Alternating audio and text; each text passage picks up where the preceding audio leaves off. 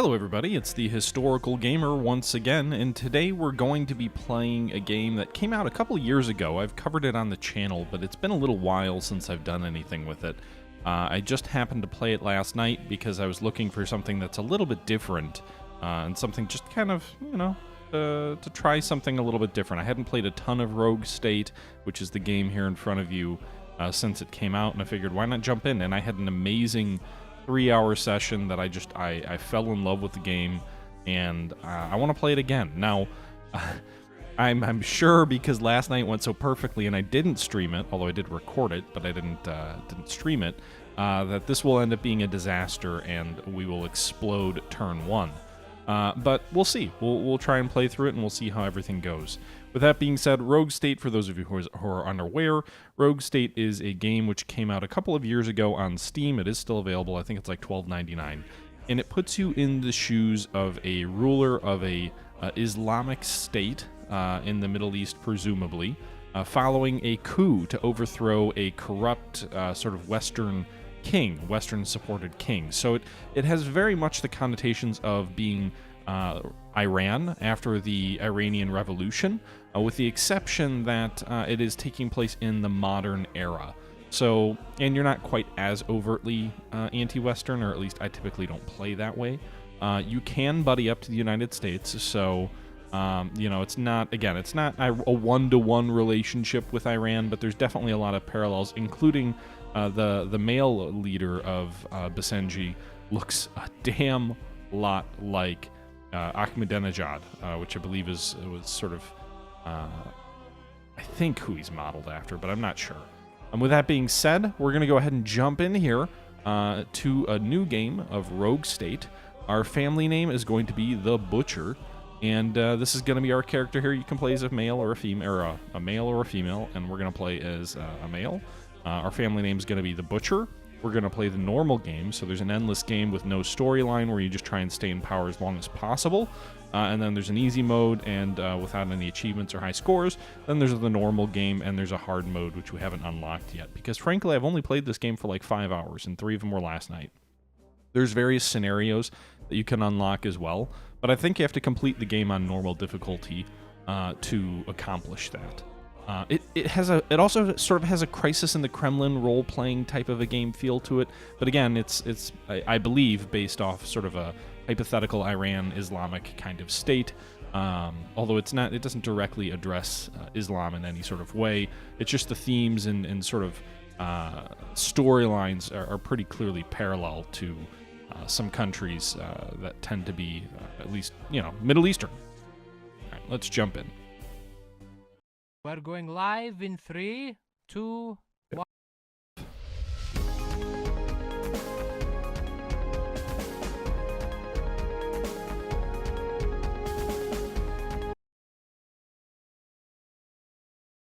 Those just joining us, we are fortunate to have an audience today with our glorious leader. Excellency, last week we experienced the conclusion of the trial of the tyrant King Solomon, with his execution scheduled for next Friday. With the Great Revolution finally concluded, what will the future political structure of the People's Republic of Basenji finally look like? Well, Zara, King Salman was a corrupt and sadistic man. Under his rule, our people served while he sold away our most sacred objects to pay for his own luxuries.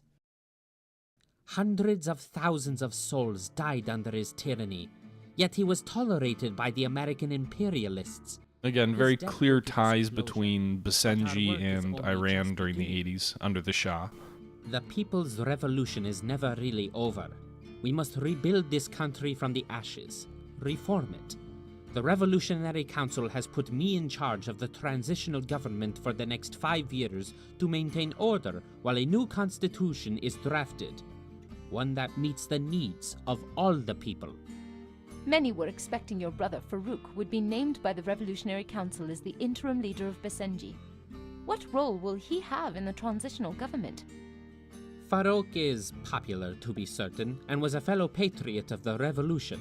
He will be given an appropriate role in my cabinet. It is often said that the Americans are suspicious of our transitional government, and that you face a great deal of pressure from domestic interests seeking reforms. Our first priority is, of course, reconstruction. The American imperialists are of no concern at this time. Governance is not an easy task, but I assure the people that we will build a stronger Basenji together. Thank you again for your time, Excellency. It is a pleasure, Zara.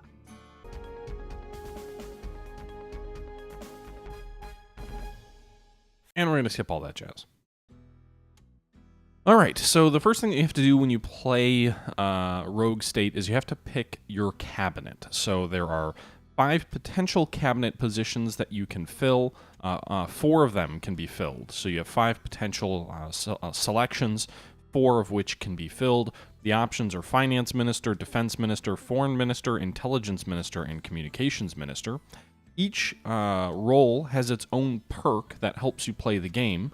So you can see here the Finance Minister gives you $3 million of income extra per turn if you fill that role. The Defense Minister increases your loyalty of the military by +2 every turn. The Foreign Minister improves your relations with foreign countries by 1 every turn. Intelligence Minister gives you better chances of intelligence breakthroughs. And the Communications Manager helps boost your approval with all factions by +1 per turn. The alternative to that, however, is while you have 4 positions out of these 5 that you have to fill, or that you can fill, one of them does have to be filled by Farouk, your brother. And he is sort of your political rival, as the game's intro screen shows. You have to essentially manage his negative impact on you. He will, if your popularity gets low enough, attempt to overthrow you, and that can obviously be problematic for you. As you can tell here, in addition to all these perks, if you assign Farouk to be the finance minister, he's going to funnel away $5 million a turn into his private accounts. If you make him the defense minister, he's going to hurt your loyalty within the military by 2 every turn.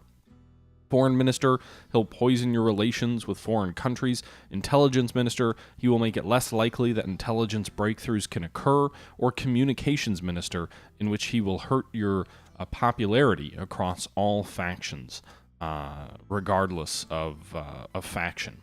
So you can see here, you've kind of got to figure out where is he going to do the least amount of damage to our country or to our reign.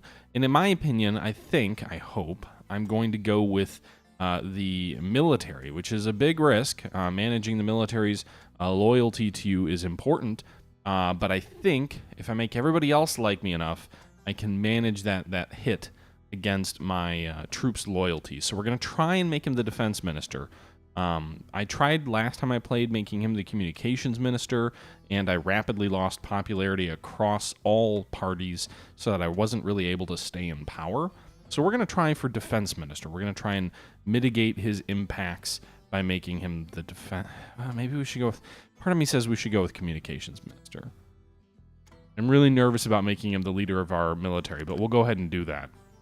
Meanwhile, we've got 3 other choices for our cabinet. We've got 2 fundamentalists and a patriot. The fundamentalists are kind of, they basically represent the theocratic elements of our society. Patriots represent sort of Basenji first elements of our society, and then there's liberals, which are sort of classical liberals with a touch of modern liberals on a lot of issues, and there's capitalists, which obviously are business centric. So those are the options for your cabinet. We have 2 fundamentalists, which is kind of interesting. We need to kind of buddy up with the fundamentalist party. I'm going to make the first one our finance minister. I think them being fundamentalist doesn't prevent us from making money. And then I'm going to make the other one what do we want to do here? We want finance because we need the extra money. And then I'm going to make the patriot our intelligence minister. And then I'm going to go with communications minister being fundamentalist. So we're going to leave the foreign minister slot open. That means we won't get the bonus for our foreign country relations, but communications minister should allow us to manage our relations internally. Intelligence should allow us to keep an eye and do intelligence work on our people and also foreigners. Finance minister ensures our economy is steady, and we'll just have to risk the poor international relations, with Farouk hopefully not causing the military to overthrow us. So we're going to move into the core screen of the game. This individual coming up here is our advisor. He will walk you through a tutorial of sorts, but I kind of know how to play the game, so I'm not going to do that. Instead, we'll tell him that we're fine. We'll send him on his way. We're going to get a phone call here just as the game starts, which represents the first action. You can see there is an individual calling in. It is Prime Minister Amil Sarkos on behalf of Boethia. He wanted to be the first to welcome the liberation of the People's Republic of Basenji from the tyranny of the Solomon family. This particular leader in his country provided guns and weaponry and assistance to our rebellion that helped us overthrow the previous king's reign, which essentially means that I don't really know if there's an element to the story that really plays out to matter any more than this initial call. But essentially, it's just kind of pointing out that one of our neighbors helped to overthrow the previous king, and I don't know if that means we need to be wary of them trying to overthrow us, or if it means that we should be buddy-buddy with them because, you know, they helped the previous regime. In any event, I'm going to go ahead and end that call. Calls with leaders are an element of the game that are important, but we're not going to jump into that quite yet. So this is the main screen. This is our office, the presidential office of Basenji, yours truly, sitting behind the president's desk. And you can see here there's some basic information which is presented on this screen. First and foremost, there are a slew of options which can also be accessed with the key on your keyboard that is represented in them of icons. But there's a slew of options up top here that kind of determine your, essentially they bring you to the different places in the game where you can take certain activities or gain certain information. The phone call that we just got is F6, the phone which allows you to interact with the United States ambassador to request a meeting, as well as 3 other countries which all border Basenji. There is a policy window, a treasury window, a parliament window, a parliamentary advisory window. That was the individual who came forward earlier. Infrastructure, the phone for international relations, a regional map, a newspaper, unlockables, an encyclopedia, and the situation room, which is also over here on the right, which is where you deal with your military issues. Now, on the bottom of the screen here, you will see there's some additional basic information. Here's your treasury, this little treasure box here with a dollar amount. That means we have $310 million in our treasury, and we currently are earning $1 million per turn positive revenue. So we've got 310 in the coffers. We're gaining 1 million every turn. A turn represents about 1 month. Our military, meanwhile, has a loyalty of 60% out of 100. It is plus or minus 0 at the moment. So they're loyal, but they're not super fanatical about us. That's what this icon represents here, is the military loyalty. To the right of that, you've got 4 icons for your different cabinet ministers. Farouk does not show up here because he has no loyalty to you whatsoever, despite the fact that he's family. But the other 4 cabinet ministers that you've selected show up here. So you can see this is actually not the cabinet ministers. These are the 4 different parties in the country of Basenji that show up here. So sort of your popularity poll. The first tier on the left is the Patriots. They have 51% approval of us. It's declining at the moment. That down arrow represents it's declined by 9% since turn 0. We have the Capitalists, which approve of us pretty strongly at 62%. The Fundamentalists also approve of us at 69%. And the Liberals are sort of lukewarm with us with 55%. Every turn, these figures can go up or down, and if they do go up or down, you'll either get a red down arrow, which you can hover over to get the percentage change, or a green up arrow, which you can also hover over to get the percent change. In addition to that, to get a quick glance of how the game is going, you can see either a green outline to each of these parties. So the Fundamentalists and the Capitalists both have a green outline around them because we have more than 60% of that party's support, which basically means very strong support. Or you can have a gold icon around here, which essentially represents, these guys are kind of lukewarm, they're neutral, they're not totally in favor of you. Or it can be red if that party is absolutely strongly opposed to you. All of these different parties represent segments within the population of Basenji, and the makeup of our population, along with the party support levels, brings us to the final screen here, which is the overall popularity, which right now is 59% of the population supports yours truly. There is a resources screen here, but we can't really do anything with that right now because our country is still in ruins and we haven't rebuilt our infrastructure. So we'll get to that in a little bit. The first thing we're actually going to do here is we're going to go to policies. And also, just for your awareness, while we've got all these icons up here on the top of the screen, you can also click on different spots in your map to get to the same places. So this regional map up here, F7 with this icon here, We can also go here to click on the globe, and then we'll go to the regional map. Or we can go here to the window, and we'll go to the build infrastructure, or the newspaper over here, or the situation room over here. So you can click on different parts of your office as well to get to these different locations. But the first thing we're going to do here is we're going to go into the policies window. So we're going to go ahead and click on this. You'll see my character's going to go ahead and open up the policy book, and we'll figure out what we can do first to hopefully start making some people like us better. Now this screen gives us a breakdown of the 4 different parties. It gives us a percentage support of each of those parties. So again, you can see 51% of patriots support us, 62% of capitalists, 69% of fundamentalists, and 55% of liberals support us. There is a percentage change down here. This is the percent that party's opinion of us will change each turn. So you can see patriots are going to like us 4% more next turn. Capitalists are going to dislike us 4% more. But this is just giving you the breakdown of their approval based on your policies. There are other things, there are other decisions, there are other activities that can cause this to go up or down each turn. This is not a total number for the entire turn. This is the total number that party thinks of you based off the policies up above that you can see here. Now, each one of these little icons represents a different policy that you can select, and that influences your relation with different parties. In this case, you can see here, the first one here on the top left with this money icon is the minimum wage. We can set laws that allow us to force companies to pay a minimum wage to Basenji citizens for their support. Right now, there is no minimum wage. This icon is all the way to the left. Employers have no obligation to pay any minimum wage at all. That is giving a negative toward labor. So basically it means that the workers in our economy are not happy with us, and they will become less happy with us because of the no minimum wage. Actually, the overall standing or the overall quality of life for workers is lower because of this. But the flip side of that is it does create a lot of jobs. When there's no minimum wage, you have a lot of really cheap jobs available, so the unemployment rate should be lower because this job icon is higher. The first thing we're going to do here is we're going to go ahead and slide this over to either extremely low or low. We're going to swing it over to a low minimum wage. Now, that isn't going to change our income down here. You can see at the very bottom here, we've got our 310 million plus 1 million per turn. 6 million a turn is being spent on our policies. Increasing the minimum wage does not, in fact, alter our budget as the government. We're not paying anyone. Employers are paying people. So what that actually means here is by moving this, we'll see the support based on policies changes. Capitalists right now are -4 per turn. Liberals are -4 per turn.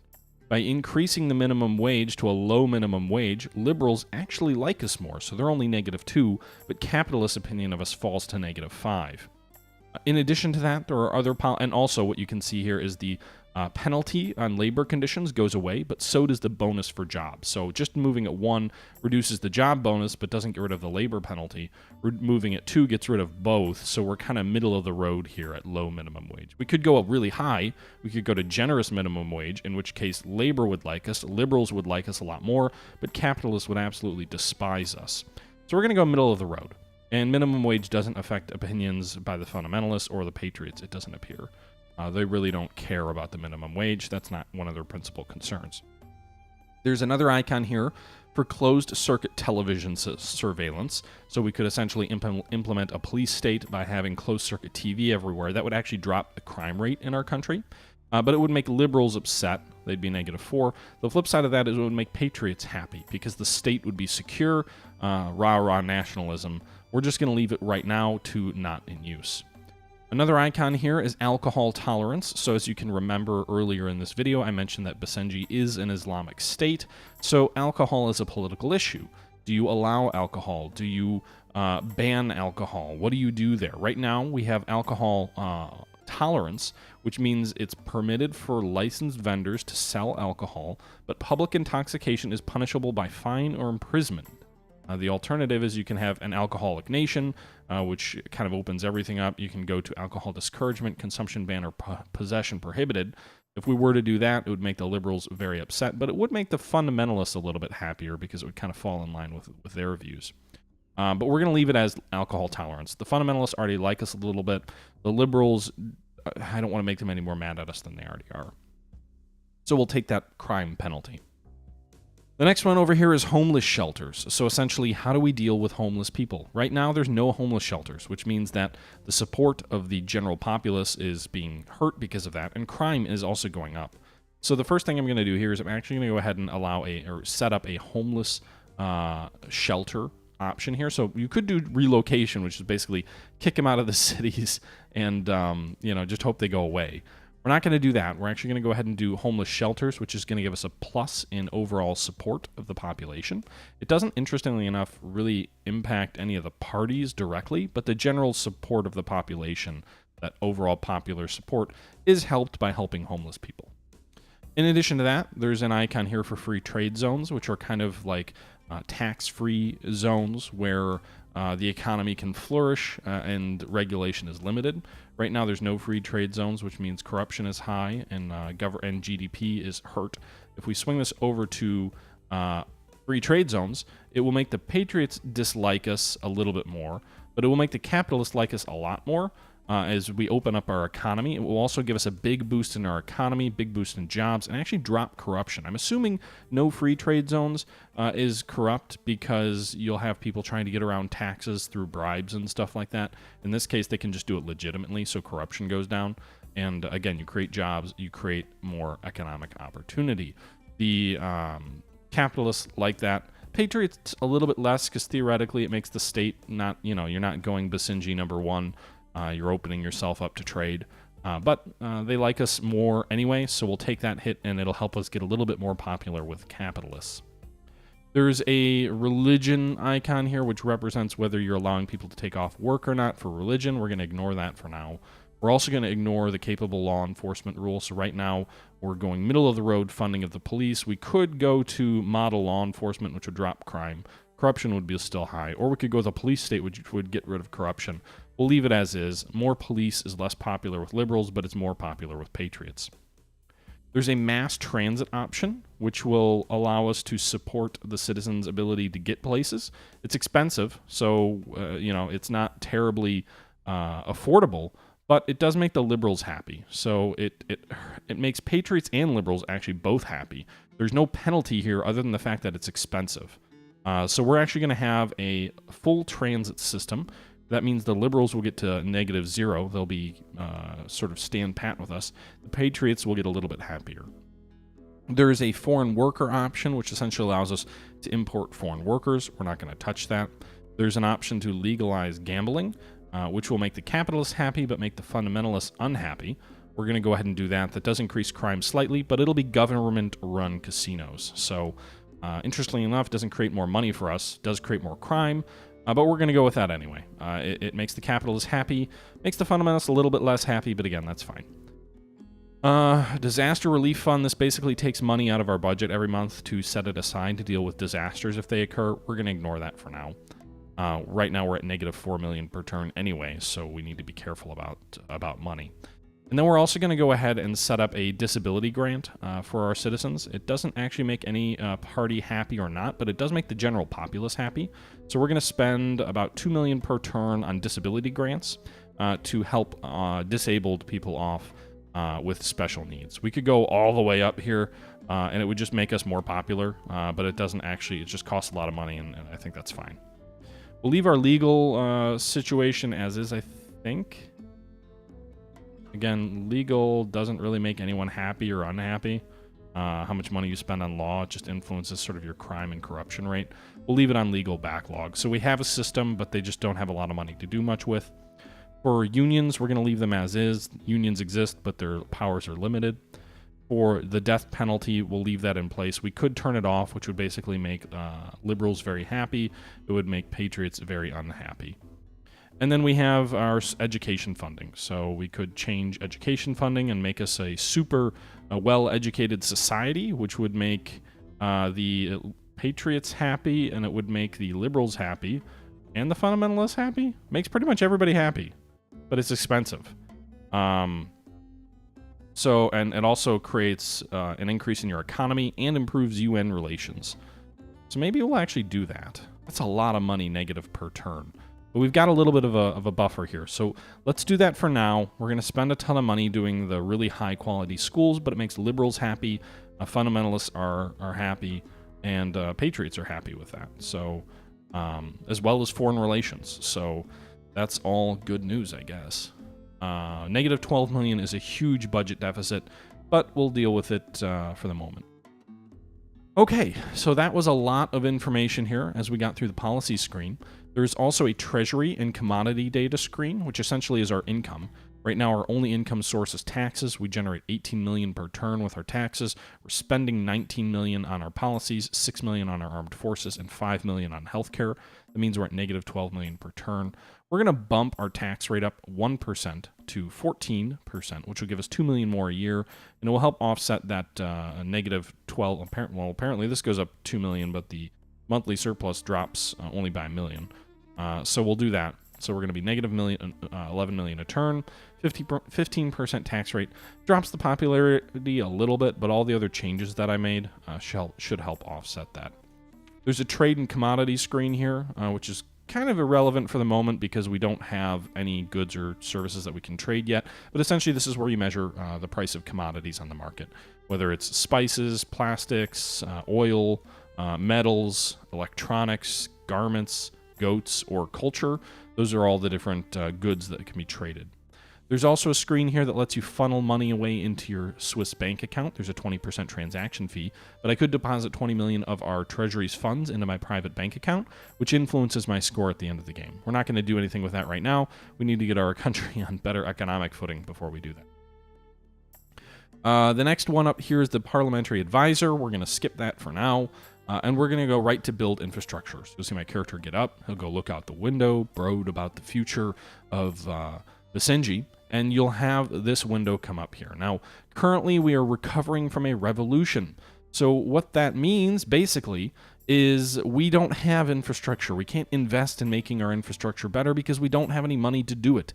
Well, not any money, sorry. We can't invest in our infrastructure because our economy and our infrastructure is in shambles as is. So the first thing we have to do is we've got to invest in all of these technologies to get all of this stuff up to the right so that we can restore our economy and then start investing in things. So once we progress down this tech tree, then what will happen is once we get to here, we'll get 3 additional windows that'll pop up here that allow us to invest in the economy, in society, or in the military or police state. But we got to get there first.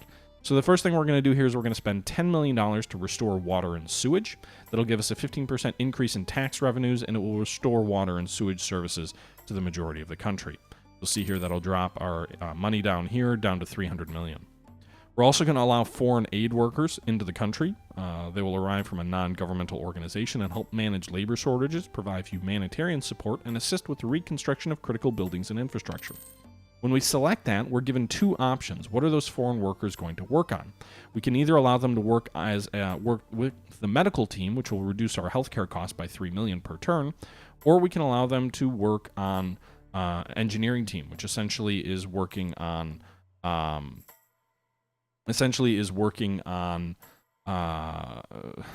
the infrastructure. It also reduces the reconstruction limits. So I think like some of these have turn limits on how quickly you can reconstruct some of these items. And this will allow you to speed that up. Plus it'll give us 10 military approval. So the military likes it if we focus on engineering teams. Obviously our budget would be helped more if we allow foreign aid workers because then we'd be negative 5 million instead of 8. But I'm actually going to go with the engineering team. 1, because it allows us to rebuild faster, and 2, because we get that plus 10 popularity within the military. With Farouk in the military, that's going to be important to me. And then we're going to spend $30 million to rebuild our infrastructure. It'll give us a 15% increase in tax revenue, which is going to be good. And you can see here now we've spent about $50 million, I can't do math. It's only dropped to 280. I thought we started at 310. I'm not sure what happened there. In any event, we spent some money. We're down to $280 million in our bank account and negative $8 million per turn. Now, none of these required a certain turn length, so I think we can actually move on to the next task here, which is restoring financial services, which will improve our popularity with capitalists and also increase our tax revenue. Oh, no, I can't do that. We can't do the second round on the same turn. So we'll have to go ahead and come back to this next turn, but next turn we'll try and spend $60 million restoring financial services and telecommunications infrastructure, which will give us a total 30% increase in tax revenue and plus 10 capitalist support. So that will be what we're focusing on next time around. That's the infrastructure tab. The phone tab here allows us to sort of choose between different leaders of different countries. So Boethia, they don't like us very much. Kalashira likes us a little bit. And Zarbil likes us the most. These are the 3 countries and the 3 rulers. In addition to that, the United States of America is sort of middle of the road on us. Their ambassador is George Wendell. Unfortunately, my character has a perk which I've unlocked from previous gameplay, which allows me to flatter individuals of the opposite sex. However, in this game, none of these people are members of the opposite sex, so that sucks for me. That's unfortunate. We can actually go here to the Georges Luon painting and see that ability to have different perks. You can unlock scenarios or different attributes based on your previous games. You earn experience points. If we had 150 experience points, we could unlock the ability to talk to the individuals of the nation of Chickenstan, which is literally a chicken that just balks at you and you can't understand anything. Unfortunately, I don't have enough XP for that, but that's okay because none of the countries that we're interacting with in this game happen to be Chickenstan, so that's all good. We do have Charmer, which allows us to flatter members of the opposite sex, as I've said, and then we have Comedian, which allows us to test our best jokes on the leaders of neighboring states. So those are our 2 traits. And I think that's probably going to be it. We can go to the regional map here and see what the map looks like. I don't think it's going to tell us a lot. Here's Zarbil, Boethia, Kalashara are all around us. Your country itself is here. We can click on these countries to see that there's different... well, there don't appear to be any infrastructure projects, interesting enough. But we could theoretically export small arms to countries if we had a foreign minister that was loyal to us. We can change our border security, which allows us to generate tourism revenue. So, for example, if we wanted to open our border up, we could have tourism revenue of $2 million per turn, and we could have up to $6 million per turn by just opening up all 3 countries around us. Terrorism is a thing in this game, though, so you do have to be mindful of that.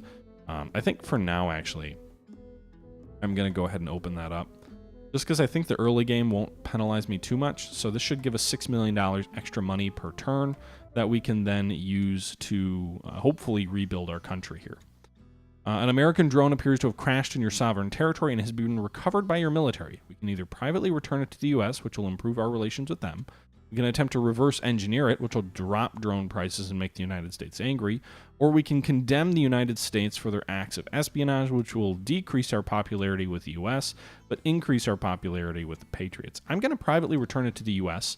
to improve our relations with the Americans, because it doesn't look like it's going to hurt my relations with anybody else. We just got a little pop-up that says Basenji citizens are increasingly identifying as fundamentalists, so this party here. The fundamentalists like us to the tune of 70%, and it's up from last turn. The capitalist approval went down 1%. They like us at 61%. The Patriots dropped another 5%. Wow. From turn 1 down to 55, and the Liberals actually went up 2%, so they're at 57. Overall approval in our country is 62%. If we go to the newspaper, we can actually get a breakout of the overall popularity of the of us with these different parties, as well as the breakout of the population. So fundamentalists make up 35% of the population, liberals 25%, capitalists 18%, patriots 22%. So that's the breakout of the population in society and culture. And the newspapers also give you just some basic information here. Religious identity growing part of Basenji culture. Is Basenji the greatest of all countries? Drone crash raises questions. Basenji authorities uncertain as to origins. So there's that. Let's see here. We're actually plus 7 million per turn right now with our income, largely because of our tourism revenues. If we go to the Treasury and commodity data screen, you will see our breakout of finances. We're up to 25 million per turn from income from taxes and 12 million in tourism, so a tourist state, which is allowing us to turn a profit at. But that does bring security concerns, so it's something you've got to be aware of.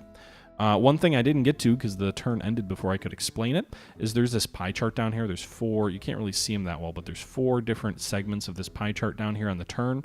That basically means you can take 4 activities per turn. So like I could call an ambassador, for example, and that would take 1 activity. You can do 4 things per turn, and then you run out of time, essentially. Just be aware of that. Let's go back to the infrastructure here. So now we're on to turn 2. We're turning a profit at the moment. We want to go ahead and restore financial services, which will improve our popularity with the capitalists. And then we want to go ahead and rebuild the telecommunications infrastructure. So we just spent $60 million, but you can see here our income is going to go up by $3 million per turn with those 2 investments. So tax revenue it will go up. Next thing will be to restore state industries. We can't do that yet, but that will open up trade and domestic production. But again, we're not there yet. So it is what it is. We'll have to kind of continue, but that plus 10 perk for the capitals, and by the way, you can see that pie chart down here just dropped.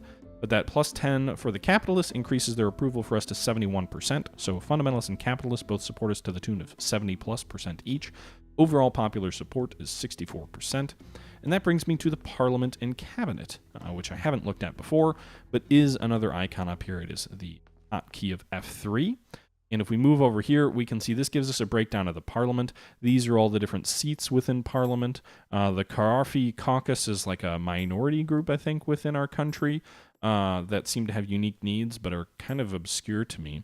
And you can see here, in general, most people are kind of neutral. Most of these seats are yellow. The green ones strongly support us, and the sort of orangish ones are not completely disloyal, but they definitely don't approve of what we're doing. We're gaining 3 loyalty points per every turn, so that's a good thing. Loyalty points, we have 60 of them. They add up, and once you get to 100, then you can use those points to purchase certain perks that have influences on the game. You can get free armored brigades, you can get improved popularity within different parties, but you have to have more than 100 loyalty points before that happens. You can also lose loyalty points, and I'm not totally sure if loyalty points are what like trigger rebellions or not, but maybe. Additionally, here we can see the support of each member of our parliament. So our finance minister is a 55% supporter. He's a fundamentalist. Our patriot in intelligence supports us by 54%. Our fundamentalist communication manager supports us by 47%, so not terribly supportive of us. And then Farouk, our defense minister, does not support us at all and is taking 2 loyalty away from the military every turn. That's something we have to manage. That's the Parliament screen. Meanwhile, we can go into the Situation room here, and we can take a look at the military. If we go into this room, this is sort of the place you do military-like things. There's a WMD console we can't do anything with because we don't have a nuclear weapons program. There are intelligence reports, of which we have none yet, but over time we can unlock intelligence on different presidents or different countries. We can find out what their military size is, their resource demands, their percent of Basenji tourism market. We can also get intelligence on the United States. Again, resource demand for the U.S. is easy. It's always oil. Their military size will always be vastly superior. Their percentage of Basenji's tourism market is 8% right now. But we can find out more about the ambassador and things that they like or don't like, as well as the different leaders of the different countries around us. There's also a procurement officer. We can purchase military hardware to improve the size of our military. Right now we have 3 infantry battalions in our military.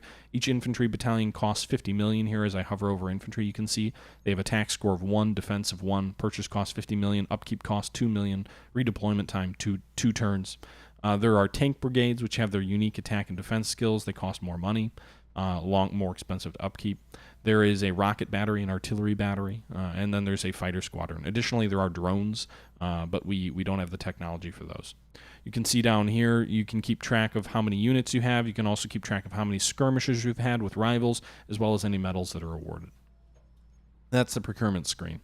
There's a clandestine operations screen over here. This is where you can initiate projects that allow you to unlock certain perks. So one of them is a nuclear program, but we don't have the necessary infrastructure to do that yet. One of them is a space program, which allows you have to pay $10 million a turn and $60 million up front, but it does allow you to get untold scientific benefits and increase the number of actions you can take per turn. There's a hydroelectric dam that allows us to sell extra electricity, which will make us more money. There is a great firewall, which allows us to control popularity within our country. This takes 15 turns. Hydroelectric dam takes 15. The space program takes 20.